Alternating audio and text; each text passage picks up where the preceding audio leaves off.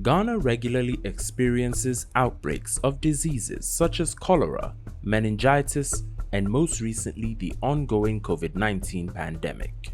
Epidemics lead to morbidity and mortality, affects the livelihoods of individuals and households, collapse business, and stall the growth of the economy. It has ravaged several economies, and most of it is because we were ill prepared, especially in the developing parts of the world, in Africa especially. Epidemic outbreak does not inform any country when they occur. It is important that we strengthen our health systems to be able to respond if they do happen. The infrastructure in Ghana to respond to epidemic was extremely minimum. So that is why St. Ghana decided to seek financial support to be able to advocate. The impact of St. Ghana's activities was realized in several districts across the country.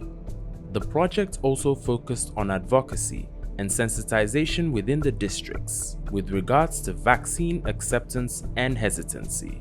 On a number of occasions, I've been with the district coordinator, Mr. Nana. We have been to radio stations several times to do sensitization on the COVID as well as the vaccination. In some areas, we do house to house, so people start to understand why they should even take the vaccine. SEN believes that the efforts of the project have influenced EPR decisions in the district's mainstream activities. SEN has trained us on how to engage duty bearers and government in particular to set aside funds for epidemic preparedness.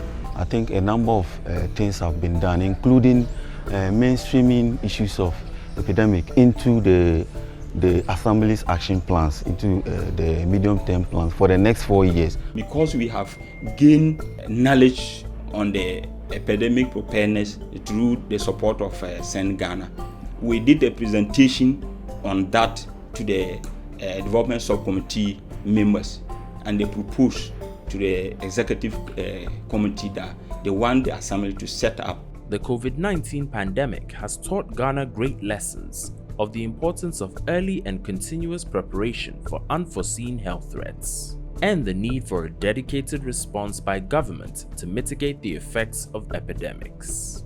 We don't have a defined fund that is dedicated for epidemics. And so I will want to advocate that there must be. If you look at the District Assembly Common Fund, you just agree with me that it's no more common.